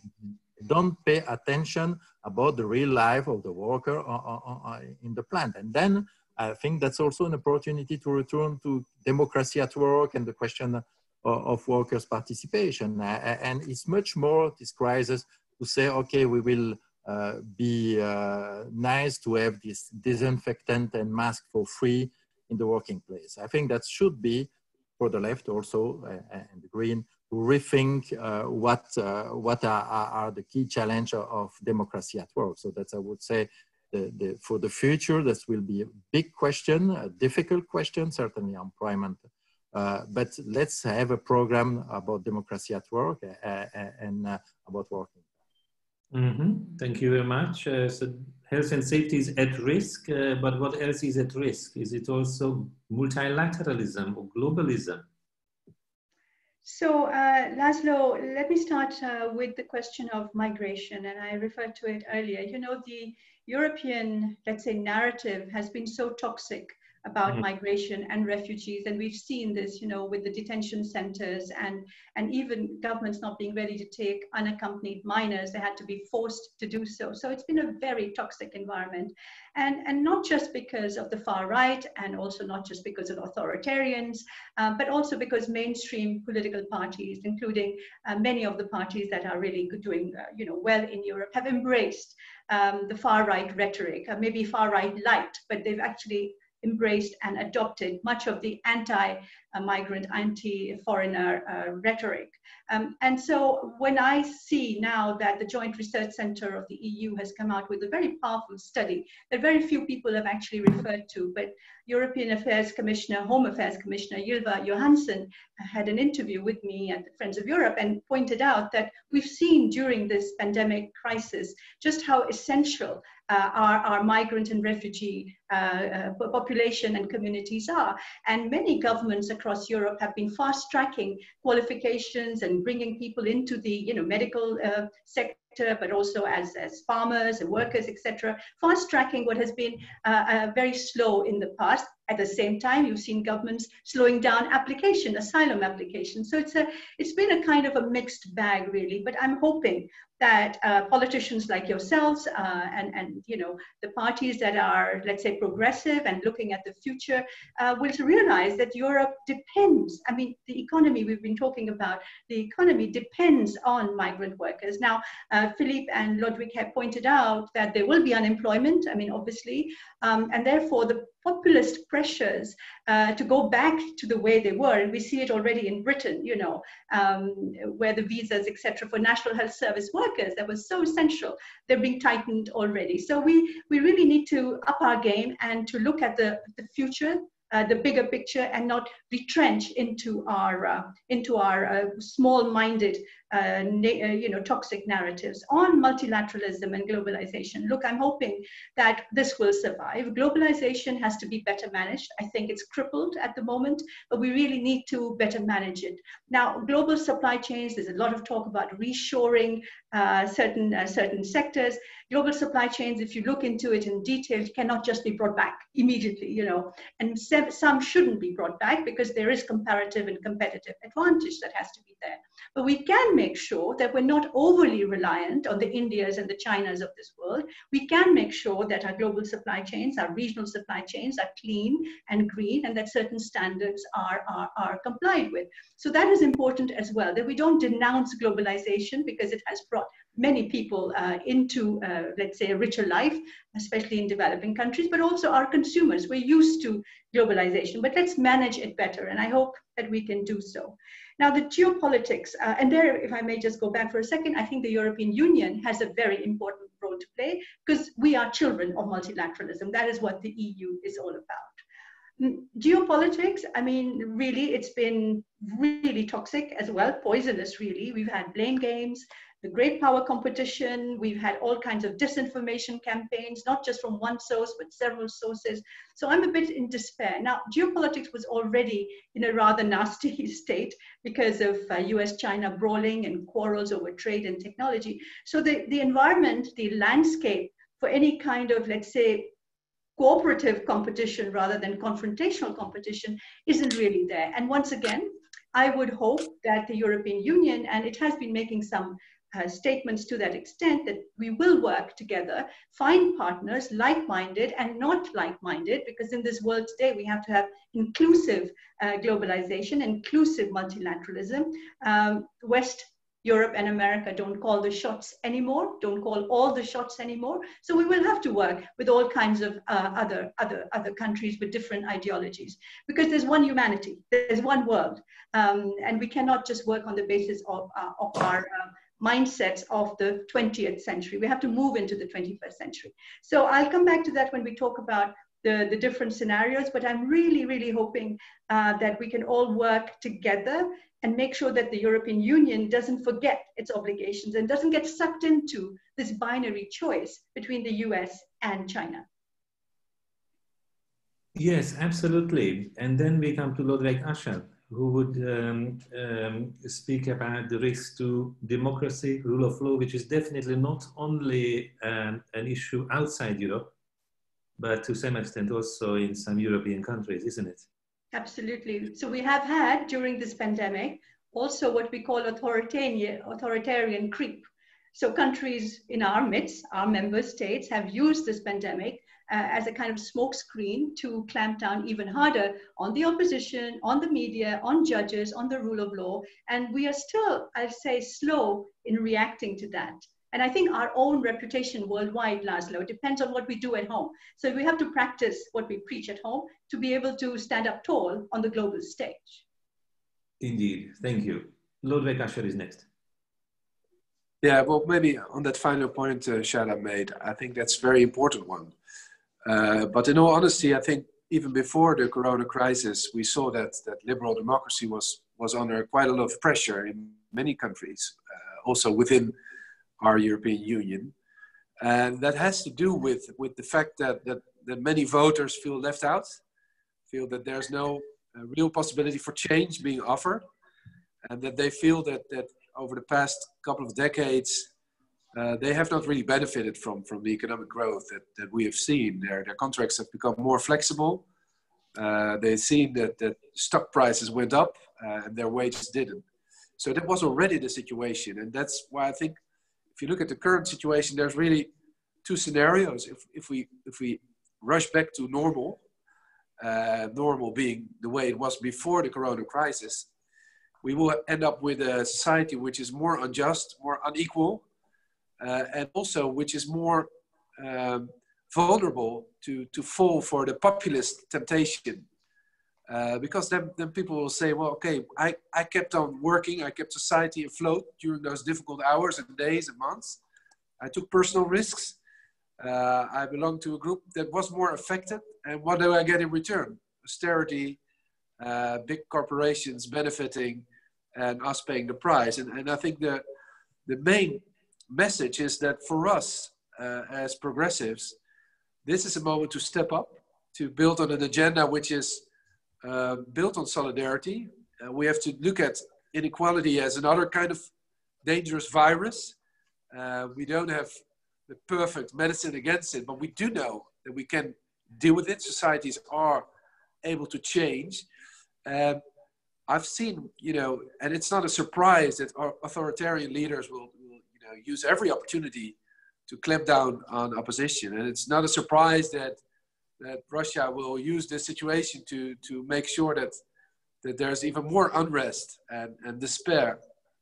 But I think the main lesson is for us, be it scholars, thinkers, or politicians or policymakers, that this is the moment to address not just the corona crisis as a health crisis, but also the economic crisis, also the climate crisis, also the social crisis, and make sure that we deliver on real progress for people. Because if that's not the narrative we're offering, we will almost push back and push people into falling for the populist trap. And I think it's possible now, because we also come from a time where there was almost a religious belief in small government and neoliberal way of looking at things. The markets will solve our problems. And now all of a sudden, not only Europe, but big parts of the world had to rely on government, the sheer power of government to take strict measures, but also to uphold the economy, to pay wages, to close borders if necessary and open them again, build air bridges with protective stuff. So we've seen that governments can be a very strong thing, used to the benefit, but also to do bad things. And second, we were told that change is always incremental. We have to accept small steps and wait a while. And, you have to just accept things as if they were given as a force of nature. But globalization can be changed. The way wealth is distributed can be changed. The way we organize our society can be changed, because it was changed overnight. So therefore, us politicians need to offer our narrative for change and be more ambitious, more bold than we might have been before Corona. Because I think that's not only the only way to safeguard our societies, but also to protect democracy, to offer a real choice between, say, the neoliberal conservative consensus, which will, as soon as the crisis is over, stop applauding and start cutting budgets again. The populist trap, say, well, it's always the fault of migrants, Jews, Brussels, name it what you want to name, or another alternative, and we should be offering that alternative. I think this point is excellent for me to close this round, but also start the next one, because in the next one, we would need to speak about the scenarios. And if we speak about scenarios, it probably means that we don't assume that there is only one way forward.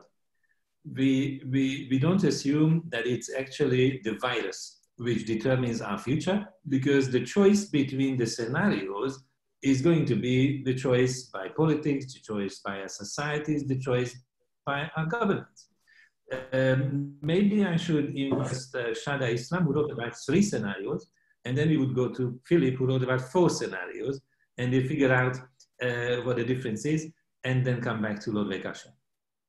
So the first scenario that I painted was really at the start of the COVID crisis, when we saw the disarray and the disjointed sort of reactions from our own member states, you know, border closures, hoarding of PPEs, and also restriction of sharing exports. So we had some rather, I would say, really disappointing reactions. Now, you can argue that, of course, health is a national priority, national competence, and so countries were authorized and entitled to do that, and that's true. But what was really, I think, missing was transparency and coordination. And you had EU institutions, Brussels, which was really missing in action. So the voice of Brussels was very, very quiet. And if that had continued, and it hasn't, gratefully and thankfully, it hasn't continued in that downward sliding slope. It hasn't been slippery slope. It hasn't been that. And so we've avoided, if you like, we've really avoided the most dismal scenario, which was, you know, an unraveling of sorts of the European Union and a return to national borders, etc. So the second scenario that I painted was also one of a muddle through.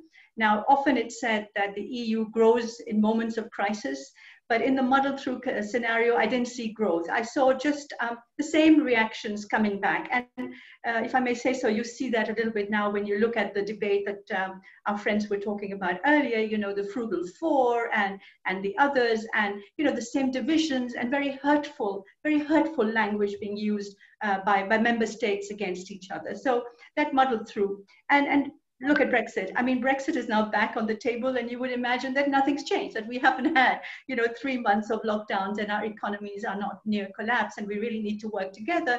But, you know, politicians, I'm sorry to be rather crude about this, are sometimes extremely irresponsible. So the muddle through scenario, I think at the moment is a danger, though I see hopes coming from France and Germany, especially Germany, which seems to be, you know, revising its traditional outlook and traditional approach on fiscal issues. And I think that's very encouraging. We also see the European Commission coming back with some new ideas, the recovery fund. So they're bold ideas coming forward. But I have a feeling that some of the old attitudes, good governance, lack of good governance attitudes are still persisting. And I hope that we can see an end to that. The third scenario is, of course, the optimal, the best scenario, where governments actually show the kind of spirit and solidarity that we always believed Europe has, and which is an inspiration, really, in good times to the rest of the world, where we can move around freely, we can live, marry, work wherever we want. So I'm really hoping that that will come back. But in the meantime, let's not forget that there is a world outside Europe as well. At the moment, we're all looking inward. And my ideal scenario also is that the Europe starts looking also at what's happening to the rest of the world, not just Africa, but also poor countries in Asia and Latin America. And there I'm hoping that we can have a more general debt relief package, because these countries are really, really on their knees and they're all asking for debt relief. So I hope the European Union can actually lead the global solidarity effort. I hope the EU can lead on the search, the hunt for a new vaccine. And once we do find it, makes it accessible to everyone and not just for the rich of the world or the rich of even the developing countries. I'm hoping that health partnerships, now we've seen how austerity that Lodvig talked about, austerity has actually destroyed some of our basic health infrastructure across the world. And I hope that health partnerships can come back. And finally, I'll say a couple of let's say controversial points. I think in terms of multilateralism, if the European Union were to say enough of the G7, you know, at the moment we're talking about having a G7 perhaps in September, perhaps not, but I think it's enough now. G7 is a relic of the past. I've just written a paper on it, and we need to move beyond. I think the G20, the EU should take a role in reviving the G20.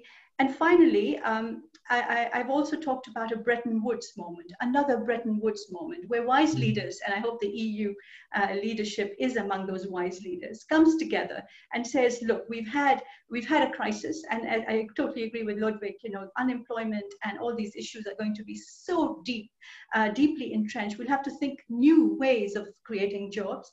Comes together and has an innovative moment where we decide to restructure our old-fashioned, out-of-date multilateral organizations. So I'm very hopeful that there are these kernels of new ideas among people, the progressives, as you said. What we need to do is up our game and to communicate this to people, because I believe, Laszlo, I believe people are ready for change. I think people are really, really ready for good governance, good communication, and good ideas. This is the moment to do it. Thank you very much. Philippe O'Shea, I'm sure muddling through is not your preferred scenario either. Certainly not. I had, as you said, four scenario, and the first one is kind of the return of the neoliberal order. And at the beginning, I put that this scenario as really assumption with zero change or very little change, but more and more I have my doubt. I don't say it's the most probable, not at all, but still I would put it's at 10% now, because you see, and you can see in the US, but also part of the employers returning to the old blah, blah, blah, and wanting to do that. And that's very clear. It will not be in the next 2 years, because the pressure is too much, and with all the COVID. But in 2-3 years, we cannot really be sure it will not be returned when we have this amount of debt. And what I think it's what's important, what the previous speaker said in the previous webinar, is about at European level, it's a paradigm change, but not a game change. And that thing is very important, because a paradigm change, we saw it all of us in 2008 and 2009, we had also a paradigm change to the green relaunch of the economy, and it was not the case. The second one is the return to the consumption, the Keynesian stuff, and kind of consumption of the end of the world. So there is no future when not to buy an expensive bottle of champagne. That's in a way. And this scenario, I think that's support a classic scenario of growth. There is a risk in the scenario if it doesn't work, because it doesn't work once, it doesn't work twice, and then we will return in 5-6 years to say, okay, let's deregulate the market, because this scenario is much more a regulate, classical left scenario. But if it doesn't work, I think they will say, okay, but it's because there is not too many protection to the worker.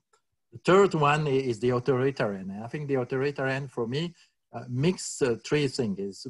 Mix the protection, I protect you, put clearly the others against the other, but also use the technology. And that's the China example, because it's not, I think Poland and Hungary are not really interesting for this case. It's China. When you have 5G, in 5G you control the citizen, and that's the goal also of the 5G. So I think you can have this kind of more authoritarian if the COVID doesn't stop, if there is no vaccine.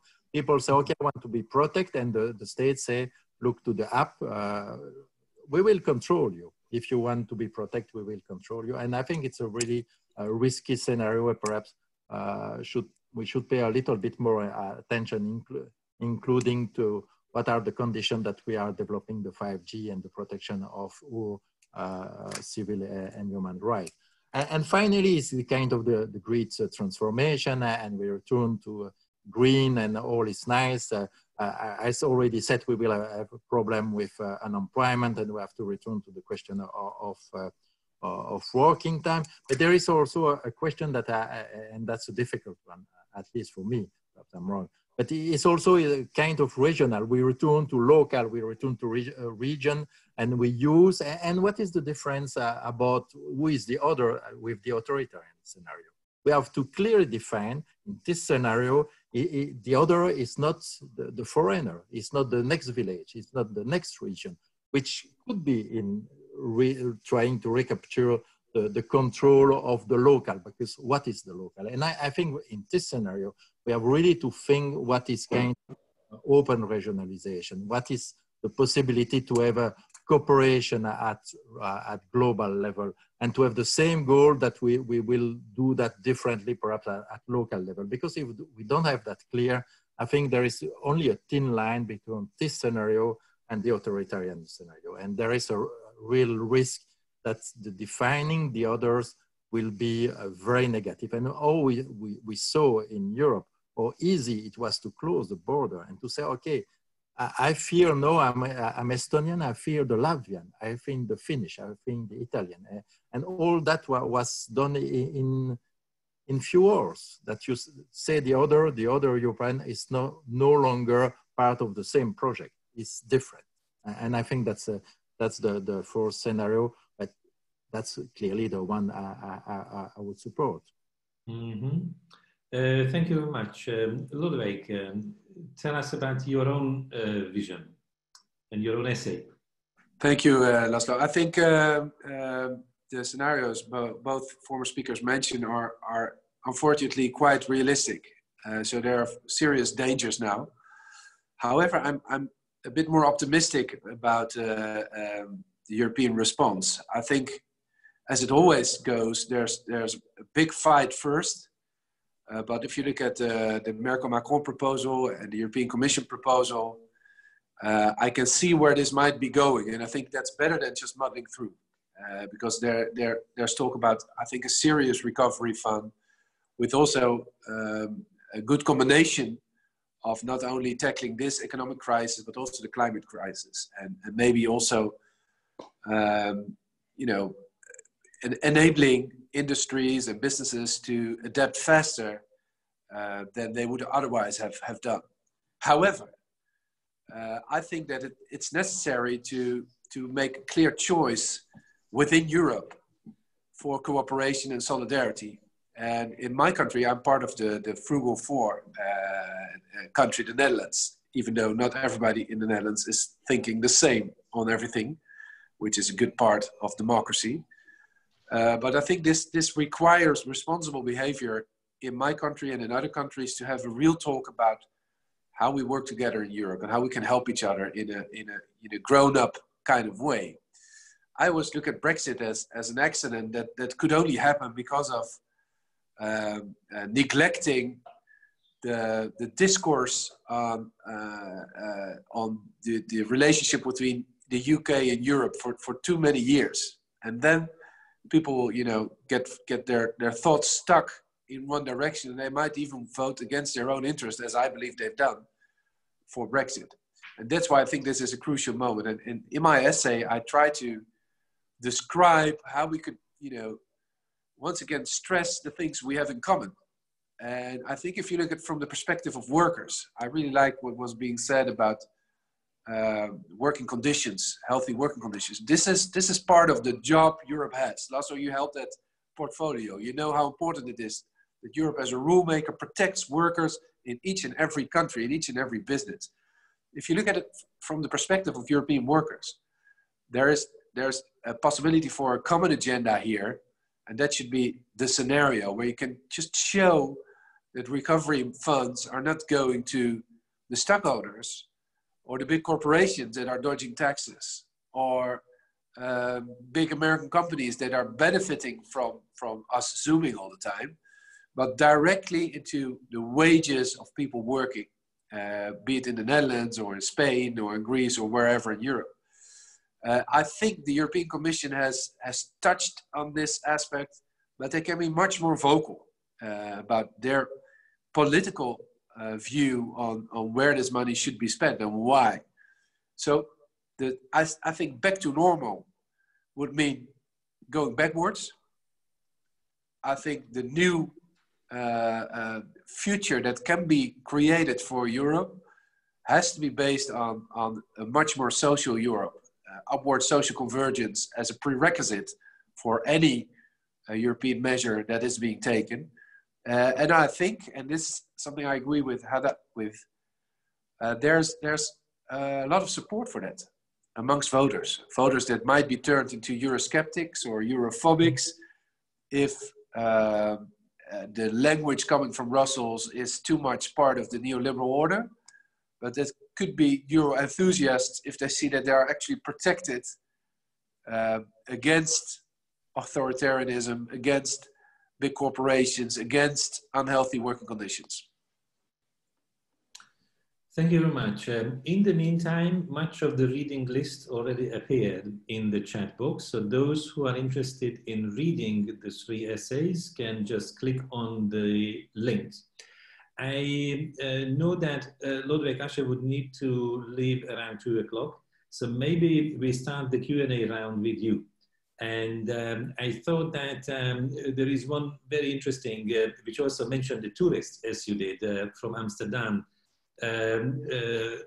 noticing that the COVID crisis means less tourists, less business, and less consumption, at least for a while, of which a lot of people see some benefits, but also would like to restore the level of incomes. Is there a way to square this circle somehow to have less consumption and let's say the unwelcome tourists, but maintaining or even restoring good work incomes? It's not an easy one to square this circle, but I think there are several solutions. First of all, in the Netherlands, we've seen a lack of people working in education or in healthcare. That's been growing. So there's an enormous demand, and there's not enough people, applying for jobs in the public sector.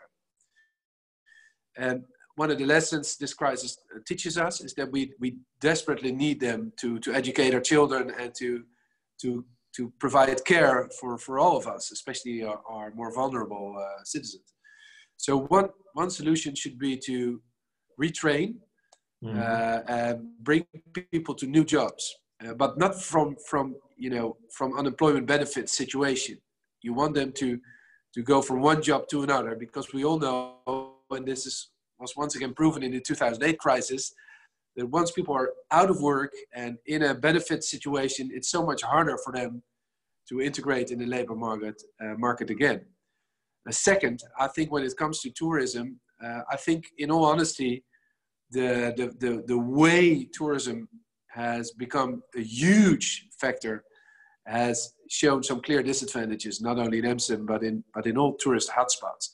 So this is something where you need a gradual change. So we should not just use the shock, but there has to be a gradual change, and tourism will return. I'm convinced of that, but maybe not in the shape and in the numbers and the sheer mass consumption style, which was, in all honesty, quite often not adding so much value, not leading to so much worthwhile consumption. Was more or less low cost carriers paying shitty wages to their workers, shipping lots of people around the world.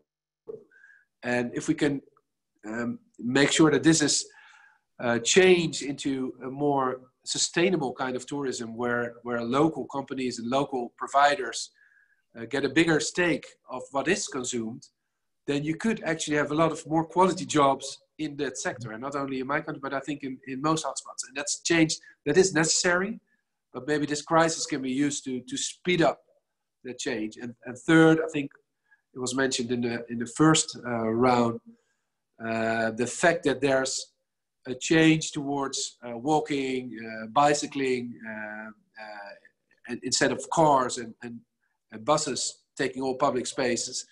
That also opens up opportunity for a new city life with new city jobs within it. Thank you very much. I'm reading the available questions. Interestingly, our panelists were reading the mind of the audience, because there is, for example, a question from Agnes Huber about the possibilities of the 4-day week based on the announcement of the New Zealand Prime Minister. I think Philippe Auchet was already connecting with this when he suggested that the reduction of the working time could be considered, but maybe we follow up this question with another one from Agnes Huber, who was also asking the same, the previous one, about the value of work. Is this a good momentum or a good situation to promote further equal pay for equal value? Who are you pointing the question to, Lasse? Well, I wonder, maybe Philip could be the one to start, and then you or Shara Islam can also follow up.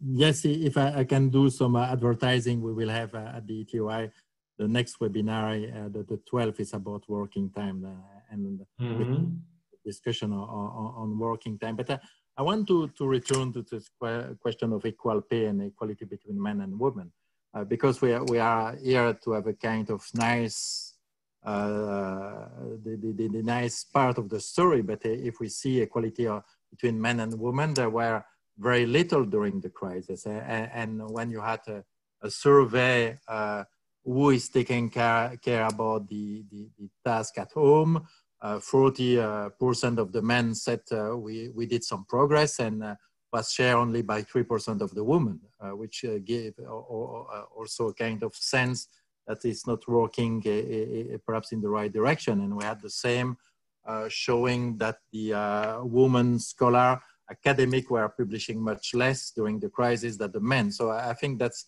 the crisis should have perhaps be an opportunity to return to equality between men and women, but in reality seems not to have such positive impact. And I think that's really important when we will go out of the crisis, that this question should be at the center of the agenda. And you know, that's the question of transparency, which is on the table of the Commission. But still, that's kind of, if you look at it in perspective, which was the first social policy of the EU and the European Commission, more than 40 years ago, 50 years ago, the friend still there is a lot to do. So I think that's Agnes is perfectly right. That's something that we have to put clearly on the table. And I will just link that to the other policy, health and safety and equality between men and women were the two first policy. We have to return to them. We have to achieve what was not fully achieved the last 4 decades. There are two colleagues in the audience, Martin Schmalzried and Willy de Backer, both of them asking about degrowth. And I think this is probably on the mind of many others as well. One of them more in the context of not restoring the previous level of consumption and whether this is so bad or not.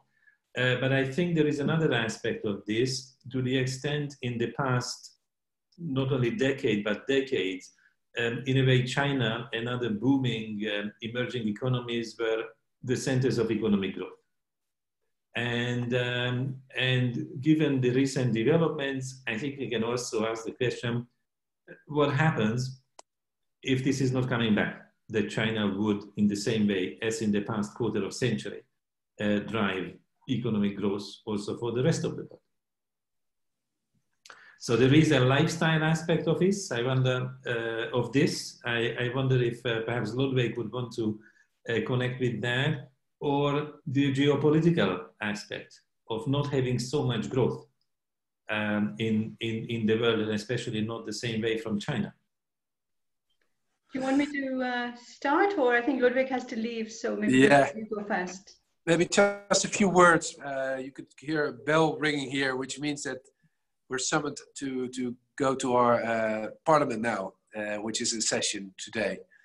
So unfortunately, I have to leave this very interesting discussion, but I'd like to thank you all and also for chairing. And maybe just 2 words on the geopolitical level.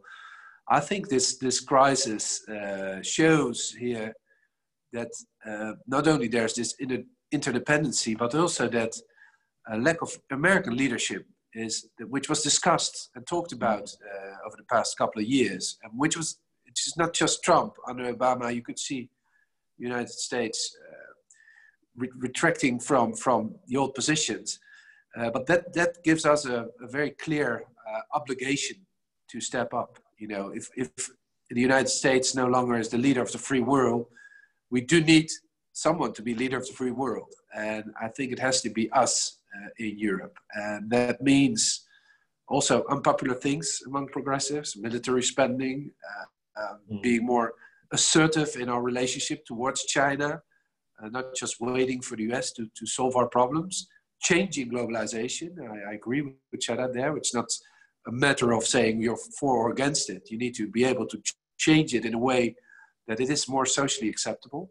But it starts with the ambition to take that leadership role because we just desperately need that. So with those words, I'm very sorry I have to say goodbye to you, and looking forward to further discussions. And thank you so much for hosting this. Thank you so much for coming and also for your essay. See you next time. See you next time. So if I could just take up from where Ludwig has finished. Yes, European Union, the EU can be a leader, but Europe can't do it alone. And I believe very much that if we are going to have a quick recovery and a sustainable and a green recovery, Europe will have to work with like-minded countries, but also unlike-minded countries. It will be issue-driven leadership. So on climate change, for instance, Europe can work with China and with India. On technology, it can work with South Korea, with Taiwan. And I think this is the way forward. We're going to have to break away from the feeling and the overarching sort of practice that we've had so far within the WTO, etc., where everyone comes together and it's multilateralism taken to the extreme. This is not going to be the case, Laszlo. We'll have to work on the basis of plurilateral agreements to take our recovery path more urgently, if you like. And on China, this is the first time that at the recent mega meeting that was held in Beijing just a few days ago, first time in many decades that China has not set, the government, Xi Jinping has not set a growth target, a specific growth target for China. Now this is very, very important because it means that China is putting a lot of focus on the quality of growth and stability. And it's not going to be on consumer spending and investments as in the past. Now this is a picture, this is a story that we'll have to follow very carefully. And we'll have to work out how much that means, what that means for our investments and for our exports. China, in the eyes of many experts, is actually embarked on its own decoupling policy vis-a-vis the West. And, you know, so we have to take that into account. But I am heartened by the fact that borders and restrictions are not being imposed immediately. I think people will be very, very careful before they embark on an economic nationalist route that many are tempted by. But this interdependence that we've seen in the area of pharmaceuticals, in the area of PPEs, shows that we cannot really ever be self-sufficient. So we'll have to work together. And I'm hoping also that we'll see some movement on issues to do with migration of health workers, quick visas for health workers. This is something that India has been asking for a very long time. So I sincerely believe that this is a moment where we can actually, as progressives, innovate, have big ideas, questions to do with basic income, with cash transfers, shorter working weeks, also equal opportunities for equal work, not just between men and women, but also between sectors. You know, we realize that these essential workers that we are applauding every day are the worst paid. As I think Philippe said, you know, they are the gig economy. They're absolutely living in precarious situation. We have to find a way, and this is the moment to find a way where we can actually stop this inequality between sectors, where the bankers are being paid bonuses and airline, you know, proprietors or huge airlines are getting bailouts where the staff is being made redundant. There's something absolutely wrong. And I think people, the younger generation, I think of my own children, they're not ready for that. They're going to be judging companies on the basis of how they behave in a crisis. So those who are actually being good to their workers are going to be the ones that come out with their heads held high and be able to sort of work and make money in the future. Thank you very much. There is a very last question which I would like to ask from both of you actually. Maybe you would both comment in 2 minutes. This is about a conference which was already put forward 1 year ago. the so-called Conference on the Future of Europe. And needless to say, because of the COVID crisis, this has suffered a delay. But I think it's not only a delay, but certainly this conference will have to be different after the COVID crisis. What would you suggest are the most important points this conference on the future of Europe would need to integrate from the COVID crisis response or the COVID crisis lessons? How to reshape the European Union in this new situation, perhaps even pointing towards a new treaty. Depending on your opinion. Maybe first Philip and then Shada. Yeah, I think that's the, for me, there is one issue is about climate change. In all this time we are able to deal with, so if we are speaking about the future of Europe or future of humanity, and Shada was speaking about what is happening in China. That's the way, and I'm rather positive with the plan of the Commission so far, that we have to clearly have the breakthrough. And we had the discourse in 2010, it failed. We had the discourse in 2000, it failed. We had the discourse 10 years before, the last century, it failed. And I think that's really the line. And as I said, it will be very difficult. It will be that we have to get the perspective that people can embark and need to have to rethink what will be the conversation and what is the form of governance. Because for that, we have to speak, and you also allude to that, to different people. We cannot say we are right and we are 30%. We have to rethink how we can, in that conversation, do that in a way that this time is the right one and not another lost opportunity. And we are able to embark everyone, or almost everyone, in this conversation. And I think that for the future of Europe, that's for me the main issue, which is very difficult if you take that seriously, because to have nice discourse is very easy. Everyone can do that. Mm-hmm. Shara Islam? So, I mean, the thing is, Laszlo, the future of Europe, it was, as you said, it's almost like another lifetime, when we were talking about a conference and we would talk about about governance and, Spitzenkandidaten and all that. And it just seems so irrelevant now. We're in the midst of a crisis, and our eyes and our hands have to be on the recovery for all the different reasons that we've talked about. So I think I would put the focus on good governance. I would really make it about leadership, European leadership in times of crisis, because this is going to be, everyone is telling us that the pandemic is not going to go away. We'll have other pandemics. So clearly we'll have to talk about leadership in times of crisis. Who does what? How do we coordinate? And rather than having this rather disappointing disarray among member states, which everyone is looking at, and how many times have I been asked, is Europe unraveling? And I have to say, no, not yet. It won't. But this is the image we're giving to the rest of the world. We are an inspiration for many countries, and I think we need to keep it that way. I think health will absolutely have to be top of the agenda. Of course, national competence can't be taken away, but we'll have to pool some of our resources into some areas that have to do with health, including migration, as I talked about earlier. Digital is going to be the key issue, and there we're talking ethics, we're talking GDPR, we're talking facial recognition, we're talking about how the deontology of our digital world is going to, we'll have to set standards. And I think there the European Commission is doing well with Facebook and Twitter and others, but I think that will have to be top of the agenda. And then finally, equality, getting rid of the inequalities. Men, women, migrants, citizens, north, south, rich, poor, generational conflicts that we've been faced with, which I find also extremely disheartening in this pandemic. Generations are being pit by politicians against each other. So I think these are the kinds of, if I may say, societal issues, economic societal issues, and some cultural issues, which will have to take top priority. Are our leaders ready for that? Are they not too entrenched in their silos? Are they ready to think, horizontally rather than vertically? I leave that up to you to decide, but I hope so. Well, unfortunately, we cannot jump into that discussion right now, but it was a very fascinating list of issues which we had about the connection between the COVID crisis and the future of the European Union. But this is the end of this double webinar between FEPS and ETUI. I thank everybody for coming today.